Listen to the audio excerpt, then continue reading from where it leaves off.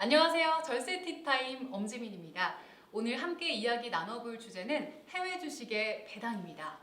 따박따박 배당이 들어온다고 하니까 듣는 순간 기분이 좋아지시죠?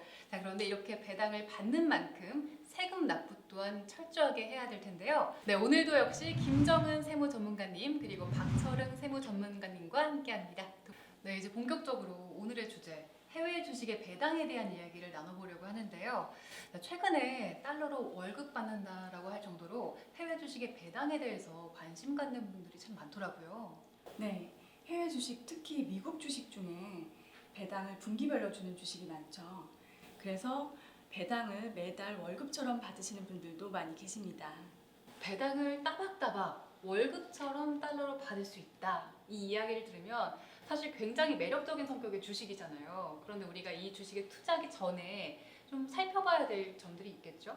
네, 해외 주식의 매매 차익에 대해서는 종합과세하고는 별도로 양도소득세를 받아야 하니까 배당 소득도 그렇지 않을까 생각하는 분들이 계신데요.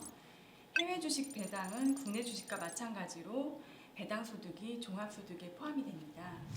해외 주식에서 발생한 배당은 종합과세 대상 소득에 해당이 되는 거네요. 네, 금융소득 종합과세라고 한번 들어보셨을 텐데요.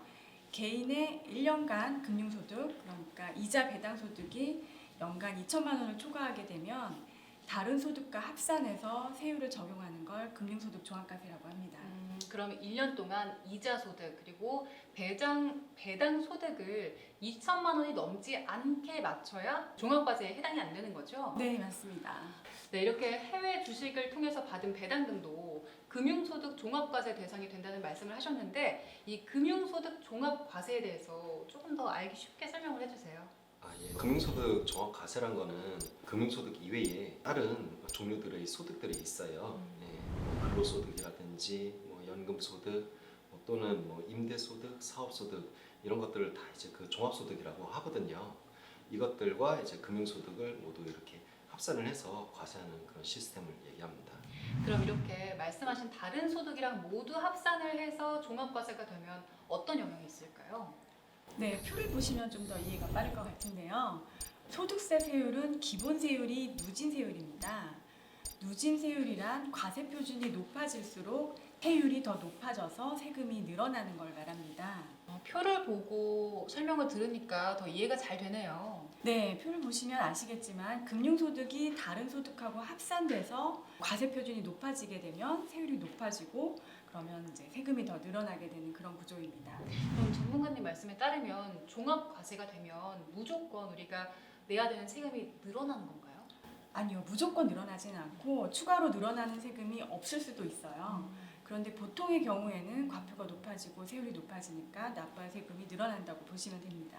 그런 경우에는 배보다 배꼽이 더 커질 수도 있을 것 같은데 배당금을 받고도 세금 폭탄을 맞은 기분이 들 것 같아요. 간과할 수가 없는 부분이 이제 그 건강보험료 부분인데요. 그렇죠. 지역가입자 건강보험료 이렇게 납부하고 계시는 분들께서는 금융소득 종합과세가 됐을 때 이 소득들이 전부 다 본인의 이제 그 건강보험료를 책정하는데 직접 연동이 돼서 이제 그 건강보험료 역시 크게 이렇게 뛸 수도 있다. 이 점을 좀 유념하시길 바라겠습니다. 그럼 종합과세가 되면 결국에 세금 또 건강보험료가 늘어난다 이 말씀이신 거네요? 네, 그렇습니다. 네, 해외 주식에서 배당을 받을 때 해외에서 세금을 다 떼고 준다고 알고 있는데요. 이렇게 종합과세가 되면 우리나라에서 세금을 또 내게 되고 그렇게 되면 이중과세 되는 거 아닌가요?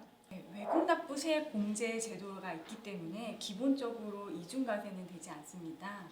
그런데 이 외국납부세 공제를 받지 않으시면 이중과세가 될 수도 있죠. 예를 들어서 미국에서 애플이나 스타벅스 같은 주식에서 배당금을 받았다고 가정하면 미국에서 세금을 15% 원천징수하고 지급을 합니다.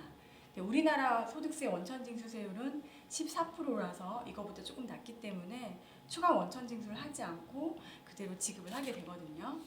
이렇게 해외에서 배당을 받으신 분들이 종합과세가 되면 해외에서 받은 배당을 다 포함해서 다시 소득세 신고를 하셔야 되는데요. 해외에서 그러니까 미국에 낸 세금 15%를 우리나라에서 낼 세금에서 차감을 해주는 제도가 있습니다. 이게 바로 외국납부세 공제 제도인데요. 이 외국납부세 공제를 받으시면 이중과세가 해결이 된다고 보시면 됩니다. 외국 납부 세액 공제라는 제도는 처음 들어봤는데 그런 게 있었네요. 외국 납부 세액 공제는 뭐 그냥 이제 가만히 앉아 있다고 시켜주는 건 아니고요. 별도로 이제 그 공제 신청서를 이제 우리 종합소득세 신고를 할 때 함께 제출을 해 주셔야 됩니다. 이런 절차가 없으면은 이중과세를 조정할 방법이 없기 때문에 우리나라에서도 한 번 더 내고 그리고 외국에서도 한 번 더 내고 이런 좀 말도 안 되는 상황이 초래될 수도 있습니다. 그러면 외국 납부 세액 공제를 안 하면 우리가 세금을 더 많이 생각했던 것보다 많이 낼 수도 있다는 말씀이신 건데 종합과세 신고할 때 이 부분을 별도로 신경 써서 신고를 해야 된다는 거죠? 예, 그렇습니다. 자체적으로 이제 납세자가 이제 외국 납부 세액 공제액을 계산을 하고 그에 대한 이제 근거 증빙도 같이 갖춰서 이제 그 과세관청에 제출을 해주셔야만 이 공제를 받을 수가 있어요. 그럼 투자자분들께서 외국 납부 세액 공제를 받기 위해서 어떤 서류를 준비하면 될까요? 외국 납부 세액 영수증이 필요합니다. 보통 금융소득이 종합과세 되시는 분들은 금융소득 및 원천징수 명세서라는 걸 받아서 소득금액하고 세액을 파악을 하는데요. 요즘에 홈택스로 신고하시는 분들도 많으시죠. 직접 신고하실 때에도 홈택스에서 이 금융소득 및 원천징수 명세서를 조회를 해보실 수 있습니다. 그러면 금융소득 및 원천징수 명세서 샘플을 한번 보실까요? 국내 증권사 통해서 해외 주식을 매매하셨다면 금융소득 명세서의 소득금액에는 종합과세를 판단하기 위해서 해외에서 발생한 소득이 포함되어 있지만 세액에는 국내에 납부한 세액 내용만 나옵니다. 따라서 금융소득 명세서만으로는 외국 납부 세액 공제를 받으실 수 없고 꼭 외국 납부 영수증을 별도로 받으셔야 됩니다.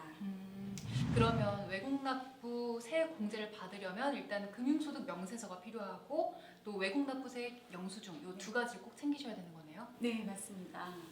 그런데 만약 나는 세금 신고를 직접 하지 않고 세무사 사무실에 의뢰한다 하시는 분들도 세무사분께 의뢰하실 때 이 외국 납부 영수증을 꼭 제출해 주셔야지만 세액 공제를 받으실 수 있어요.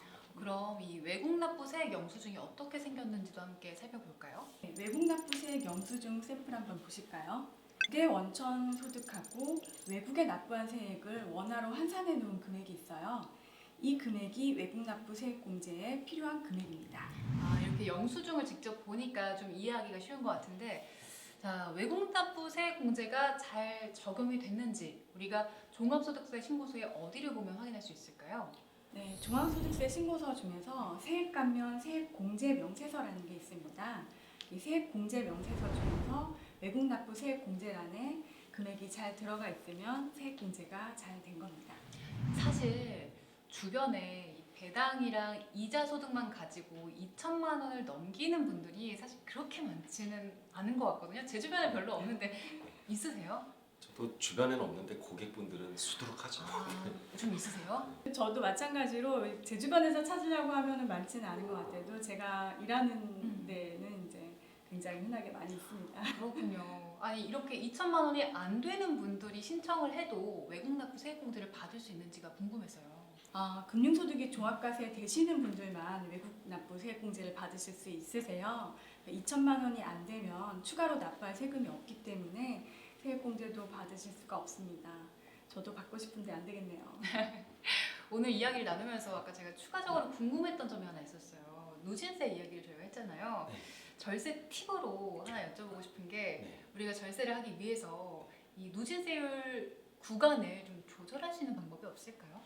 그 종합 과세 되는 소득들만 이제 그 모두 이제 합산을 해갖고 이렇게 누진율이 적용되는 거거든요. 그래서 애초부터 이제 그 뭐 비과세라든가 이제 뭐 분리과세 이렇게 그 조세특례 제한법이라는 거 규정이 되어 있는 뭐 그런 상품이나 뭐 계좌들이 있어요. 그것을 통해서 그 이자나 배당 소득이 발생이 된다면은 그런 것들은 이제 종합과세 되지 않고 무조건 그냥 다 비과세가 되거나 다 분리과세가 되거나 이렇게 빠져나갈 수가 있습니다. 네, 감사합니다.